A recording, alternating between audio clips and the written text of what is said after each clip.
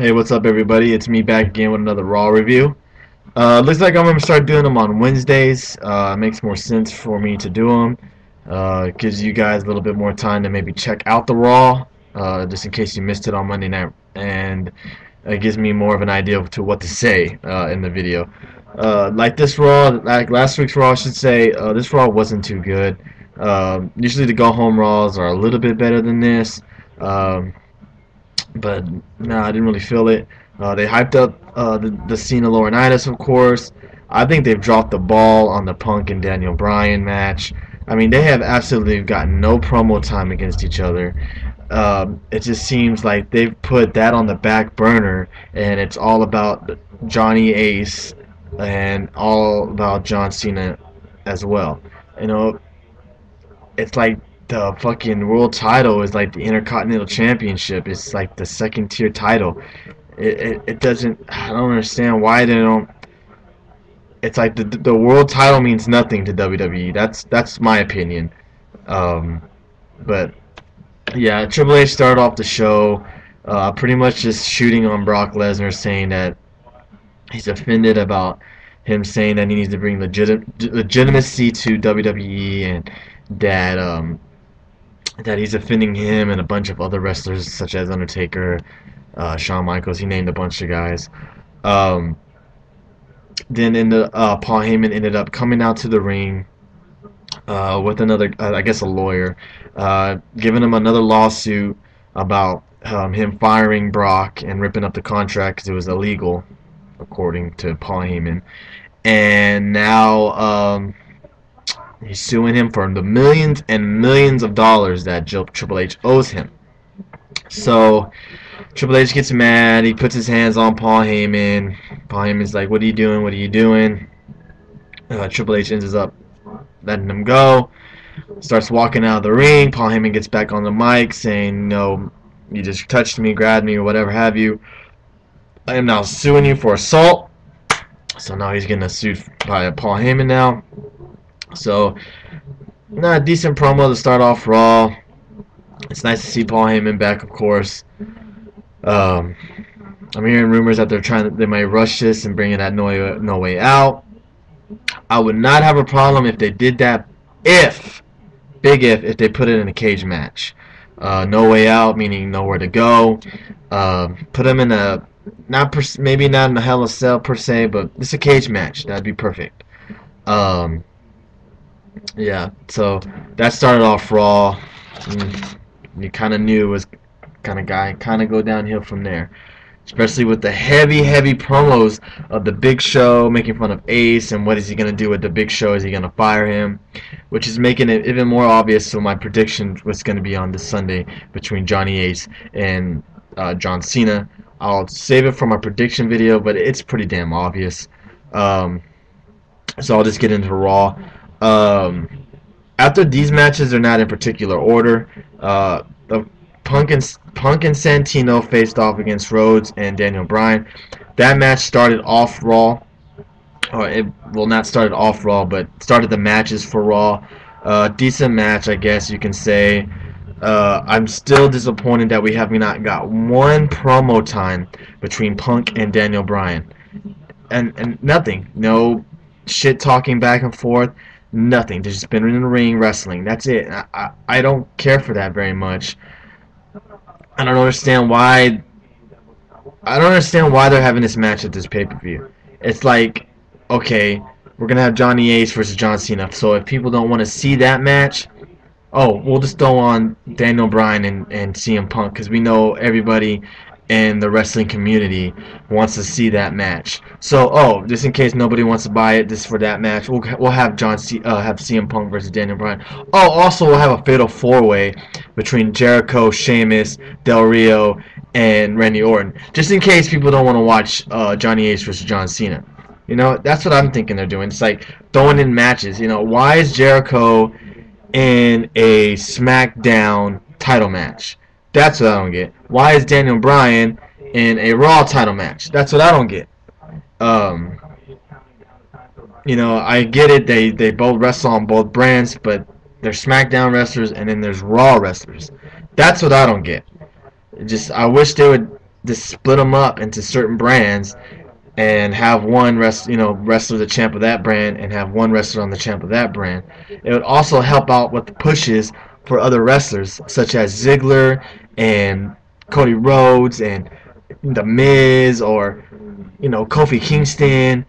I can name a bunch of guys that would benefit from having a real split brand, not having this bullshit they wrestle on Super SmackDown and Super Raw show. None of that bullshit. Have it back to where it used to be, to where there was only one champion for one brand and having one champion for the other brand. My opinion. I'd love to hear yours. Um, let's see. Another match we had on Raw was Alicia Fox versus Beth Phoenix. Beth Phoenix got the win. Uh, it's a Divas match. What can I say? It sucked. That's all. This Beth Phoenix versus Layla. It's probably gonna suck too. No offense to you, Layla, but Beth's on and is needing better and bigger things, and she needs karma. And if karma comes back at Over the Limit, or a couple of months, and they face off at SummerSlam, I will be excited. That's what she needs. She doesn't need to face Layla, Kelly, fucking whoever. Let her face karma. That's all we want to see. That's all the fans want to see is karma. And I don't even see Beth Phoenix winning this Sunday, to be honest with you. I think Layla's going to hold the title for a little bit. After that, we had the whole stupid debacle of Johnny Ace and the Big Show. First off, Kane faced off against the Big Show. Kane ended up winning by distraction because of Johnny Ace getting on the mic, talking to Big Show. Big Show turned around and Kane gave him probably the stupidest, weakest, ugliest, shittiest choke slam I've ever seen in my life. Granted, Big Show is big and huge. After the match, Johnny Ace just pretty much said, Big Show, you gotta beg for you need to not be fired. He did all that bullshit, begged, cried, all that stuff. Johnny Ace said, I'll keep it in consideration of what am I going to do. He walks up the ramp, turns around, says, I thought about it, you're fired. I already know what's going to happen on Sunday. I already know what's going to happen with the Johnny Ace John Cena match. I'm curious to know if you think that's going to go down. This is just too obvious what's going to happen, and especially the stipulations they added to the match, which I'll get into at the end of the Raw that happened. Let me continue because I'm ranting and mumbling and stuff. After that, we had another match on Raw was Kofi Kingston, R-Truth, and Brodus Clay versus Ziggler, Swagger, and Miz. Brodus gets another pin on the Miz. This is I don't understand this shit. Why is the Brodus Clay like a fucking entertainment guy? Like he's the guy that comes out there during intermissions, dances and bullshit. I digged Brodus Clay at first. Now it's just starting to get fucking annoying. Because he's going to win. And he's going to win in 3 minutes. And then he's going to dance with kids afterwards. It's just the same bullshit every time, every night he's on Raw, SmackDown, whatever have you. I know he's the guy that makes the crowd feel good. I know he's the guy that the kids love and want to dance with. But god damn it, give him a damn match that means something. This 6-man tag, sure it was alright. Sure it was entertaining, I guess. But does Brodus Clay really need to beat The Miz?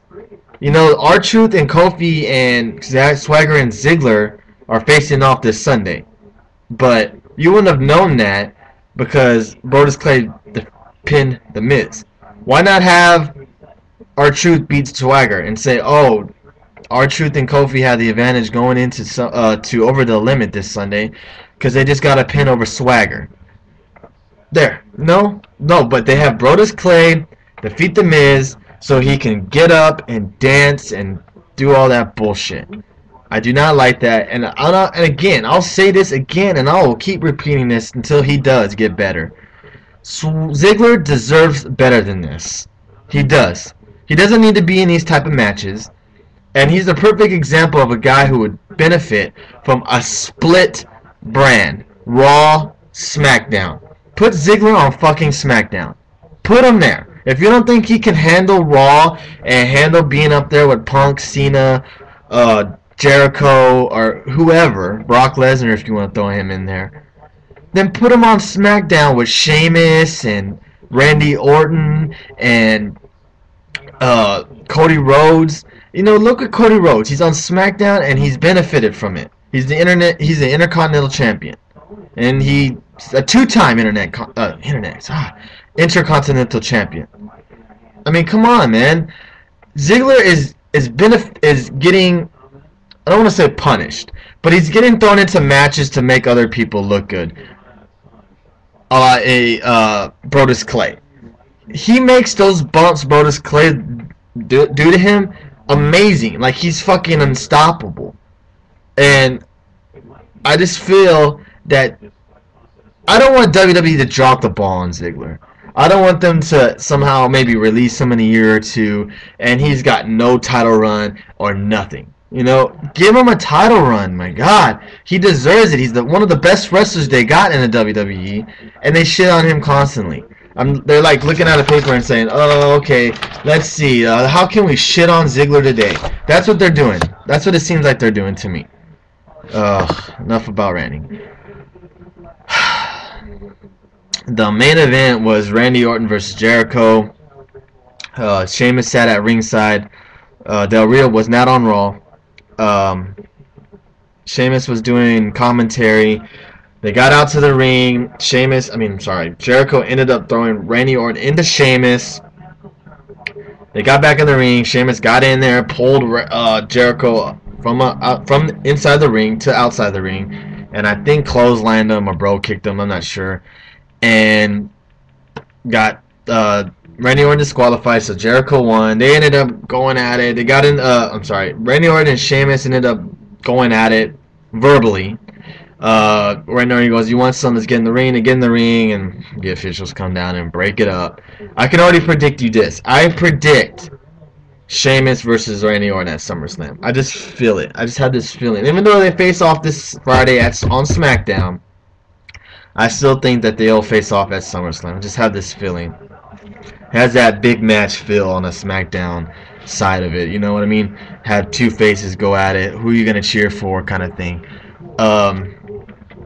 So that's what I think. Okay, now to this Johnny Ace, John Cena bullshit. They meet up in the ring. You know, John Cena's being his corny fucking self.